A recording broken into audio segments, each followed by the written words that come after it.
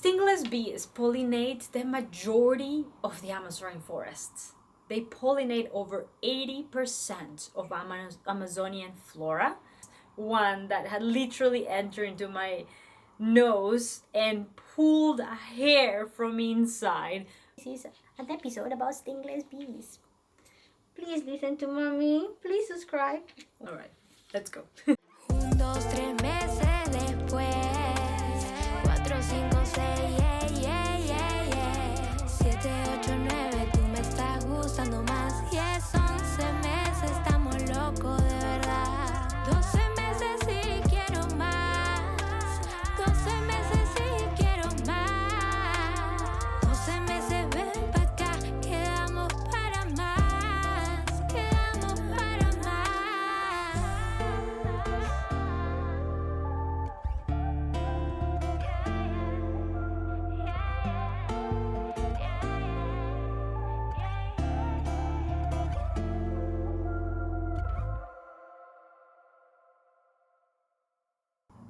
Hola, my name is Rosa. I'm a National Geographic explorer, UNESCO awarded Indigenous scientist, founder of Amazon Research International, and author of The Spirit of the Rainforest.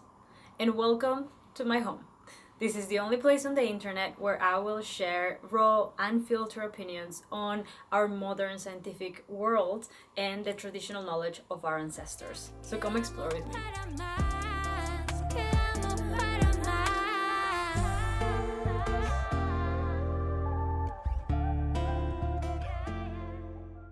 Today, we're gonna talk about an animal that you may have never heard about. That, in fact, most of the world has never heard about. And yet, it is one of the ultimate, more important species on our planet. They're also really fascinating. I am talking about the stingless bee. The stingless bee is the oldest bee on our planet. There is scientific evidence that dates them back to 80 million years ago, when the dinosaurs were still roaming our Earth. So these tiny stingless bees were literally flying in the same landscapes where dinosaurs were just going around wild. As the name suggests, they do not sting. They physically cannot sting you. They either lack a stinger or have a truncated one. Ultimately, they cannot sting you. So how do they protect themselves? It's a great question. Some utilize resins from trees that they carry in their little legs to their hives, and these resins have antimicrobials that help deter ants and termites and other little creatures that may want to impact the bees. Stingless bees can also fly really hard, and so mechanically they are hitting you as a way to protect themselves. And another way they have to defend themselves is they may not sting, but they can bite.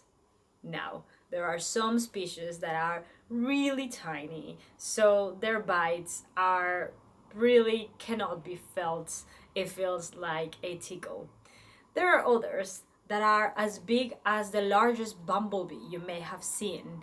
And when those bites, oh boy, they will cling so hard that if you remove them carelessly and too quickly, it will rip skin apart and you will bleed. So stingless, but not defenseless. And they also like to stick to hair, especially if they're feeling a little aggressive. There are some that we even call in Spanish lameojos, which in English is the eye licker, because they love to enter your eyes to drink some of the fluids that your body is naturally making. Some also may like to pull hairs not only from your head and the eyebrows, but I had once one that had literally entered into my nose and pulled a hair from inside, making me cry from the pain.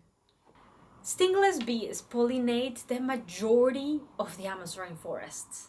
They pollinate over 80% of Amazonian flora, with some experts believing that they may even pollinate up to 90%. That means 9 out of 10 plants and flowers in the Amazon rainforest literally depend on these tiny beings.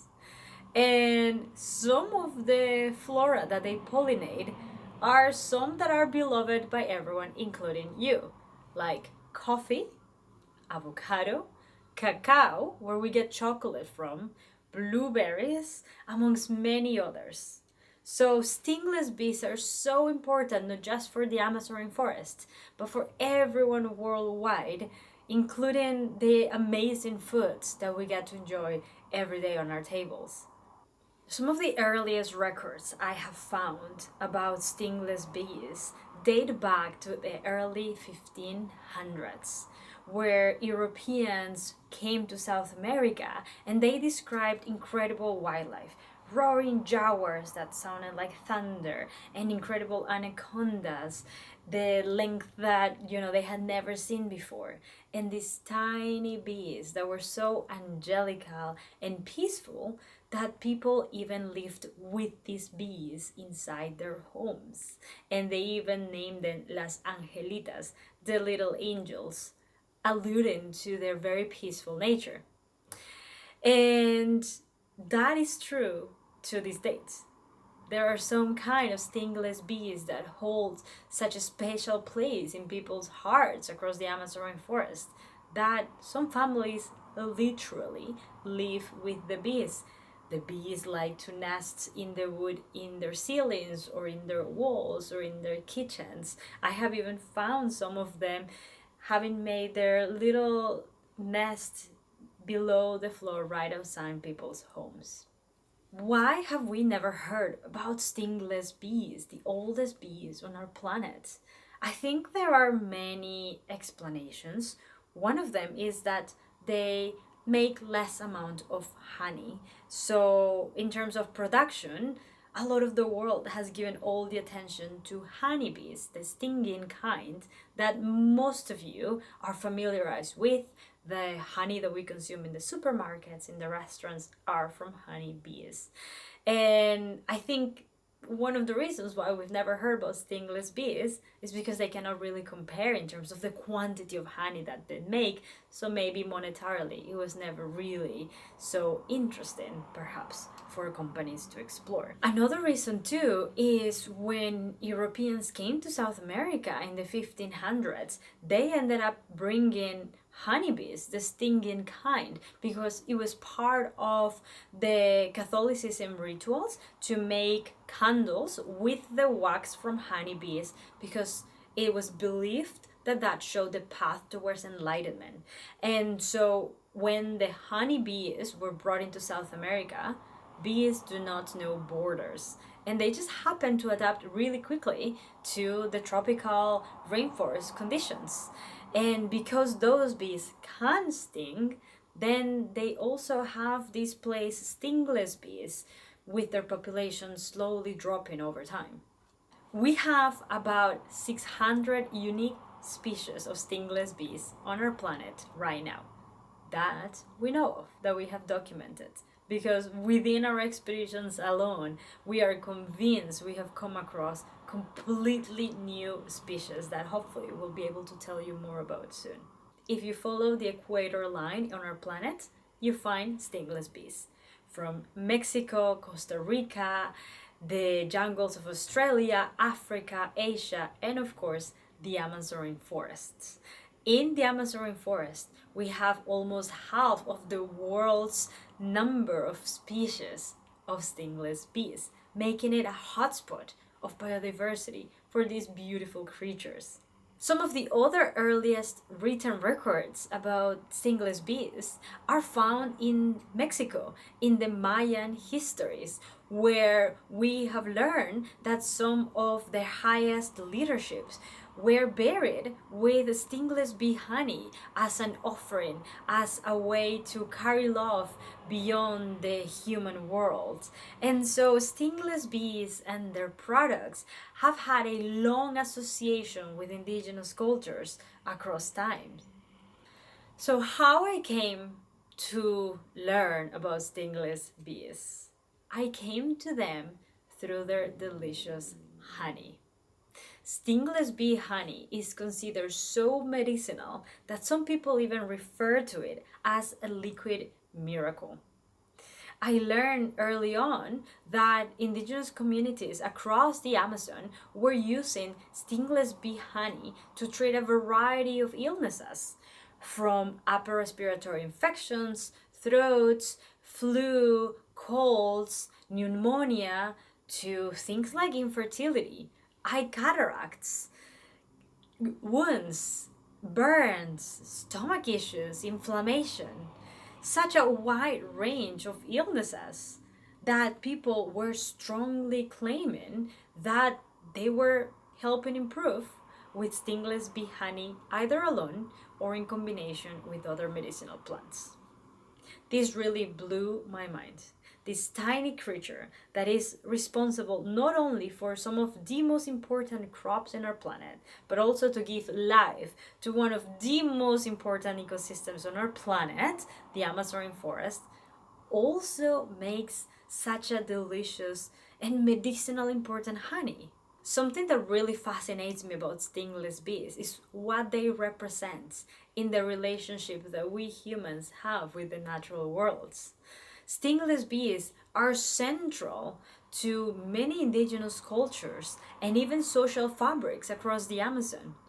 There are some communities that believe that early in our world, people lived like solitary bees, separated, away from one another, and the society was not really developing that way. And then came stingless bees that taught humans how to live in a community, how to work together for the betterment of their hives. And then families started to develop and communities started to emerge. And so we became a functioning society. That really tells us how deeply ingrained stingless bees are within people's views of the world.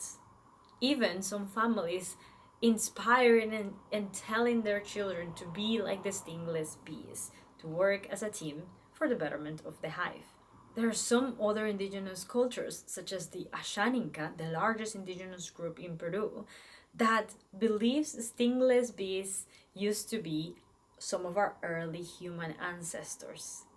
And they see that stingless bees, some were young girls and some were young boys, and that the girls were making a social drink that Amazonians have to this day, known as masato, and they were making the most delicious masato.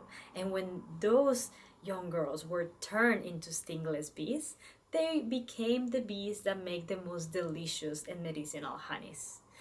And on the other side, the young boys, though, were very playful and very mischievous and liked to dig holes on the ground or really climb trees all the time, were turned into stingless bees that nest in different ways underground or making giant hives outside of trees, and that some cultures even believe may be toxic bees. As I was learning that stingless bee medicinal honey exists and is so powerful, I also learned about something that shocked me and that intrigued me for many years. Someone told me they also make poisonous honey. Poisonous honey. I had never heard of anything like that. Ever since, I actually have learned that we have all sorts of honey on our planet, including hallucinogenic honey, for example, that it's found in Himalayas, and it's because the bees in that part of the world consume nectar from a plant that happens to have hallucinogenic compounds, and so those end up being transferred into the honey that those bees are making. So, with that analogy, then it kind of makes sense to imagine a poisonous honey? Could it be that those specific stingless bees are consuming nectar from plants that are known to be poisonous, which we have plenty of in the Amazon forests? And indigenous communities know and stay away from those bees and those honeys. In fact, it's actually was virtually impossible for us to even come across one because nobody wanted to show us where they were, or they were just simply not to be found. They are not raised, they are not cared for, and so those bees, they're just not easy to come across.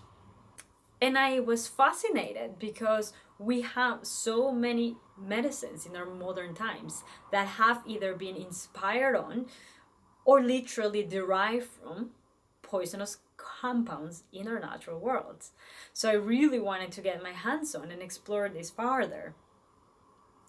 Anyways, in one of our recent expeditions, we were trekking through the forest and we happened to see a hive that was nesting underground.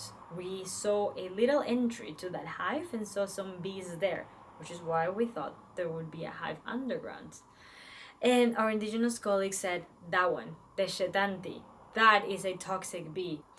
And so nobody had seen it before, so it happened to be intact. So we had a conversation with the leaders and with our indigenous science partners who were also really interested to learn, is it really toxic? Where does the story derive from? Could we learn more about it? Could it be a new species? Could that inform different practices and strategies around this bee? Long story short, we got the permission to be able to unearth in this hive and study it and explore it so we can document on this and learn more about this really mysterious being. So, pending to see whether it's a new species of stingless bee and whether the honey is truly toxic or not. We did learn that that bee has been seen eating dead carcasses and even blood from dead animals. So it is possible to imagine that perhaps they could be carrying some disease from diseased animals into the honey that ends up then making the honey toxic and poisonous. And perhaps that is how now the current generations in the area see this as a toxic bee. So these bees are seen as a bad omen, bad energy carrying disease to those that come close to it in this particular culture. So when they happen to see these bees, it goes against their traditional cultures and they remove the hive. Most of stingless bees nest in ways that you may have never thought of. So when we think about bees, we typically think about a big hive that we may see outside of a tree, and we point at it, bees, honey. That is what we're used to with the stinging bees. Stingless bees, most of them nest inside hollow trees, where your only clue to find them is a tiny little hole that they make to enter their hive. So you're not just trekking through the forest looking for a giant hive. You're looking for this tiny little hole, little clue to get you to the stingless bees. Some nest on the ground, some even nest alongside termites, and there are very few kinds that do happen to make a giant hive that sits outside of the tree, but those are really rare. The first time I came across stingless bees was for a photography shoot with National Geographic. We had been working with these bees in the distance with my local partners and scientists in Peru. And it was the first time I finally got to travel to be able to interact with them. And because most of the world doesn't know what these bees even are, we decided to do a very creative photo shoot where the bees are flying all over my face so that in the span of a second, people can be curious about why are the bees not stinging her, or what are these kind of bees and they're in the forest, and really spark a whole conversation globally, which it did. This photo shoot ended up getting more than 10 million views across the internet. But let me tell you a little bit about the behind the scenes. I had to pose for over 4 hours to get just the right photo, because of course we cannot just get the bees to fly in a specific direction in abundance just for a camera. So the bees had to get comfortable with me, and also I had to get comfortable with the bees. Like I said, some of them bite. I was really lucky that by virtue of me coming very calm into this experience and really listening to the indigenous leaders and beekeepers, I kept my breathing very soft and very calm, trying to imagine a meditation state, kind of like if you're deep in a yoga class, because the bees are known to be able to sense when somebody's coming with a lot of nerves or anxiety. And so I really had to prep myself and remember my dancing days. And we had to find a hive that happened to be placed at the great angle with the natural lighting and with the green backdrop of the forest behind us, which meant we were not on level terrain. So I had to really play with my legs and my upper back to be still and straight. And I had to get comfortable with the idea that you're still hearing the buzzing. I think most people, when we hear buzzing of bees, we run away because we don't want to get stung. But these are stingless bees, yet they're still making this really loud buzzing sound. They're still flying really hard. So the first instinct is to run. And when the hive was first open, I do remember having this natural instinct to kind of stay back. The beekeepers encouraged me to keep going. The lead beekeeper was next to us because the bees can sense the pheromones of the person. There's even research now that shows that bees can remember the faces of people that are around them. And so for them to know that I was someone safe for them, the main beekeeper was with us until the bees started to get adjusted to me, to my senses, to my smells. And slowly, eventually, they started to fly in and around me. We put some honey in my face so that they would come naturally and interact with me, which was a surreal experience, slowing down so much that I could feel some of the bees licking the honey off my face. I could feel them playing with my eyebrows. I could feel them kind of trying to play in and around my hair as well. And I had to make sure not to laugh or even sneeze from all of this wing battering and movements to not scare them. So that was a really incredible meditative experience that lasted 4 hours to get the perfect shoot. What a lot of people don't know that happened behind the scenes once we were done shooting with stingless bees was that we went around to look for other hives to make some short videos. And there happened to be one box that was not with stingless bees anymore, but had been taken over by wasps. And some of the kids in the community thought it would be really funny to see me and the photographer run. And so they decided to disturb that wasp nest. And of course, the wasps got really angry, came out, and started to sting the photographer. She started to scream. I didn't know what was happening. I thought maybe a snake came out of nowhere. So I started screaming from the panic. And then I felt it. 1, 2, 3, up to 7 wasps had basically stuck to my body and were stinging me. And I started running for my life. And by the time I came to camp, there were still 3 wasps that were still attached to my body. And so we removed them. And that day I learned that I happened to be slightly allergic to wasps. It was a very painful evening where I had fever, I was shivering, I had a lot of pain. Luckily, of course, we had medicine and experts that were able to take care of me. But ever since, wasps, something I really look after in the rainforest. Another experience I've had with stingless bees was one where I did got bitten. Now I said, some of the tiny bees you don't really feel when they bit you. Some of the larger kinds can rip the skin apart.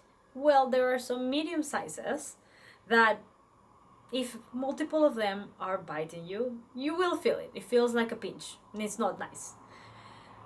Now, there is some sort of unknown compounds in their saliva, which we believe could act as toxins, and it makes sense because that gives them more of a protection. I was recording last year in the rainforest when one medium-sized bee decided to bite me right on the eyelid. It hurt, but nothing really happened, so I was like, okay, it was just like a pinch. I will survive, everything will be fine. The next day, as we're exiting the jungle going back to the city, my eye decided to puff up really bad, really hurtful, as if I had been rubbing it or something wasn't stuck inside of it. That lasted for a few hours. I took some medicine, I calmed down, I rested. I thought that would just pass, and the main inflammation did pass. But what was left behind was this lingering feeling that I had a piece of glass stuck inside my eyelid. And every time I blinked, it felt as if I was scratching it. And that feeling stayed with me for 2 months. It was the most painful experience. I actually was trying not to blink much of my eye, and what was ironic was that the next day I had to get on an airplane and go to another country to give a keynote about stingless bees, and my eye was still really bad. I was, of course, blinking more when more light was around, so I really wanted to cover it. So I ended up entering stage with an eye patch, which was way more dramatic than I intended for. Stingless bee honey is not just important for medicine, but also for beauty. I have met incredible friends that place the honey around over their face to be able to help with skincare, which is really beautiful. The pollen and the propolis, which is kind of the materials that the bees are making to deposit their honey and their pollen and build their hives, are also highly medicinal. Stingless bees are facing many threats: deforestation, fires, climate change, species competition, and the fact that most of the world still hasn't heard about them means we're really not doing as much as we could to protect them. So with our teams, we're changing that. We are doing so much work on analysis of the honey, on understanding where the bees are nesting, where they are, what are the threats, and how to mitigate them, co-working together with indigenous communities who are the ones living with bees and knowing them ancestrally, so that we can find the best solutions and with science inform decision makers so that they can take the best action to protect our stingless bees. Stingless bees have also become really important for the local economy. People are able to now have stingless bee tourism opportunities where people want to come and meet the bees, which generates income for families.